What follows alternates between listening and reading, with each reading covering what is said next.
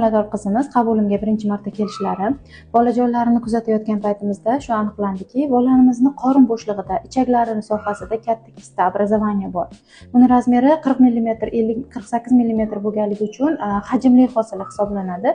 Yonidan ko'rib turganingiz esa ana cho'k uzr sidik tufayli bu normada ham bo'ladi. Eng qiziq tarafi shundaki, ularning aytishlari bo'yicha 2-3 hafta oldin Doppler qildirganman.